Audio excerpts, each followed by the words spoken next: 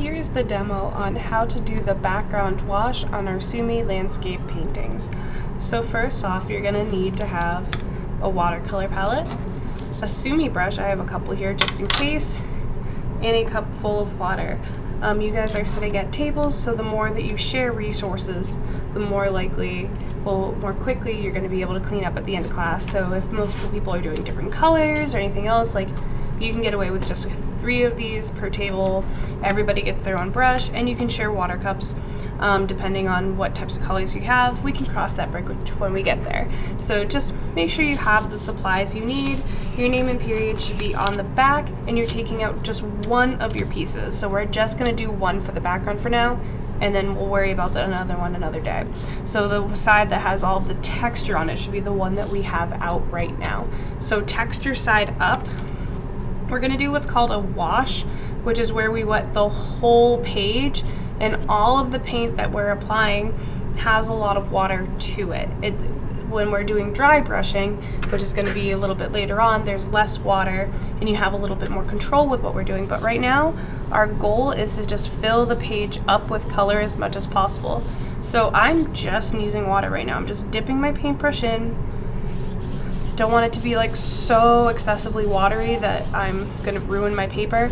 If you apply too much water to your paper, you can actually destroy it, which is not what we want. You shouldn't be painting so hard that you end up with like a hole in your paper. If it starts pilling up, that means that you're using too much water or painting too aggressively. So I'm just gently moving my brush back and forth all the way through. And quick, while that's still wet, I'm going to pick one of these colors. You can see like a nice sheen of water to this. I'm going to pick one of these colors to do for my background. My favorite color is red, so I'm going to go with that. You guys can pick between red, orange, yellow, green, blue, indigo, or purple. We're not using the brown or black. So with this, I can just start to add my color on. So what we're going to do is we're going to add a gradient, much like we did with the last project, only because we're painting, it's going to go a little bit differently. So one side's going to be really dark and one side's going to be really light. We're going to need to do this in 2 separate coats in order to really build up our color. So we're going to want it to dry in between classes,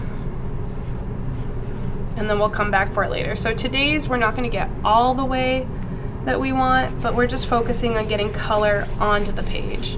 So I'm just starting off with a light wash. I'm just coloring my whole page in this like light red. Kind of appears pink because it's so watered down. I'm just making sure I'm getting the color everywhere. You want to make sure you're going all the way up to the edges. You'll see that I'm going side to side and all the way off the page, so that I'm making sure I'm getting everything on here. If anything comes out too dark, you just continue to spread it out.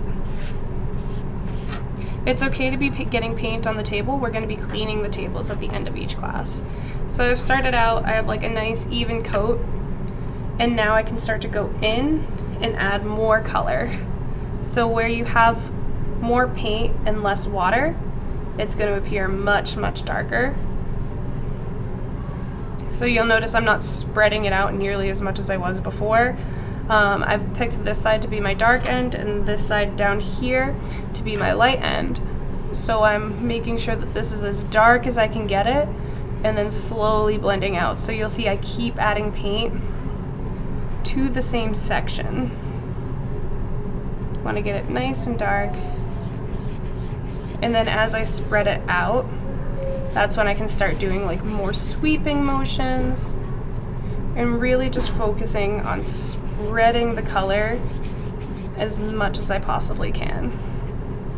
Anywhere where I'm starting to get white spots, I can kind of go in, fill it in, and then I'm just blending it out. If you get any like paintbrush hairs, it's okay, just leave it for now. You'll do more damage trying to take it off than you will just by trying to leave it alone and deal with it when it's dry. So you'll notice that like as I'm trying to add more color on, I'm not having the paintbrush quite as wet. I'm going back and like dipping some of it off. You can even squeeze it off with your hand a little bit. So like if I ever have too much water, I can literally just pinch some out. I'm just trying to get that gradient up. So you can start to see that this half is darker, and I just want it to gradually go. If I notice that it's like getting a little bit harsh, or it's darker somewhere than I want it to be, I can just take a little bit of water and start to spread that out. Just fixing up my edges. And I think this is a good start for now. I don't want to overdo it and oversaturate my paper all at once. So I would leave it like this for now. I'm gonna let it dry, and then I'll come back later and do a second coat. So this is what we can get done in one class, and I'm gonna pause and continue the rest of the critique for you. Hey guys, so this has had enough time to dry.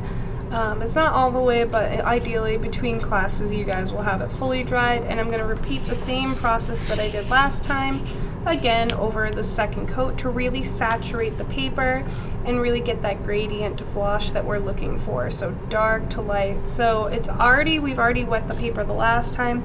We don't really need to do that as much this time. We're more so focused on really just like working up that color, so getting this part, here, I'll bring this down a little bit, as saturated as we possibly can.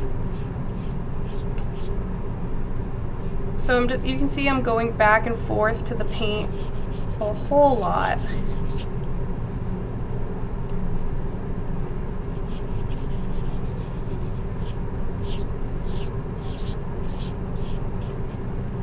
I'm just doing what I need to do.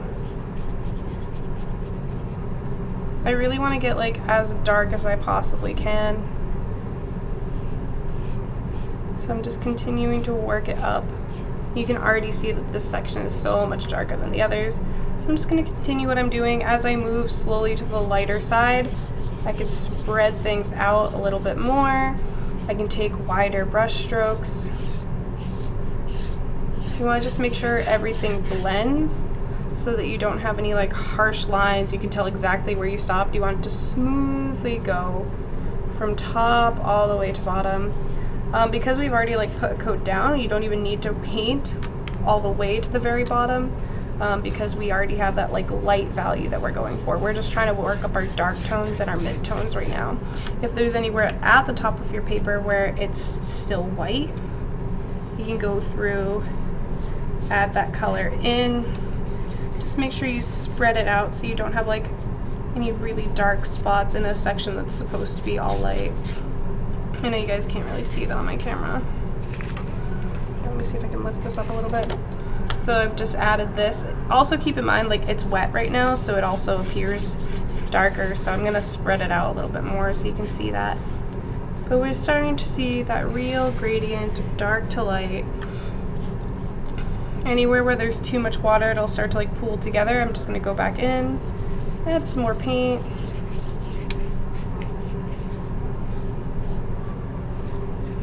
And just spending time perfecting everything, making sure it all looks good.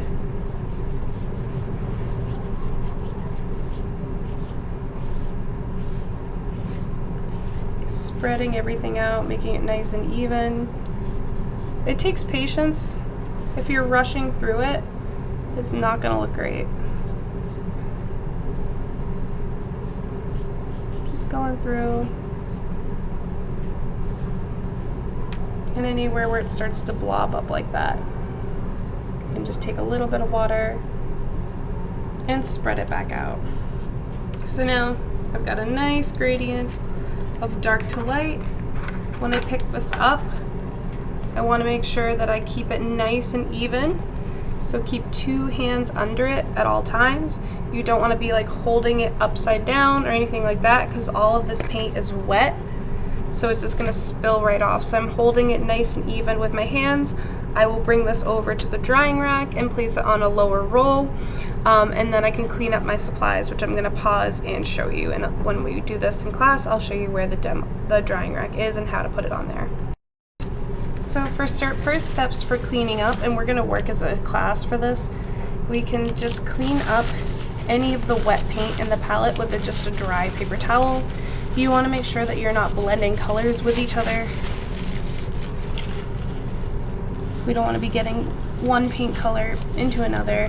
So if you have like a lot of water all over the place, just make sure you're drying it before we close it up and put it back to where it belongs, your table is going to need to be wiped down with a Clorox wipe to get rid of all of that paint. Make sure the whole table gets wiped down, even if spots weren't necessarily you, maybe someone at the last class missed something. Just do your part and wipe it down. Same way you would hope someone would do for you. We're going to take any paintbrushes that we used, put them in the water cup, and bring them over to the sink. Alrighty, so we are at the sink. What we're going to do is we're dumping the water cup out, just taking a little bit of water, rinsing out the cup, turning the water off. We cannot leave this water running because it runs out, so it's just little spritz here and there. So we're going to take this, and I'm going to put this aside for now, and I'll show you what we're doing with it in a second. And then this, we're washing out all of the color that's in it. So once again, we can't leave the water running, so you just have to get a little spritz. I'm using my hand to pull out any of the water.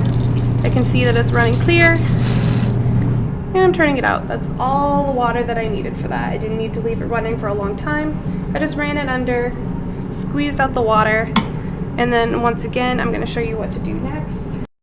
So lastly, we have the drying station over here. The cups go the wet side down in the drying rack, and the brushes go bristle side up in the cup to dry.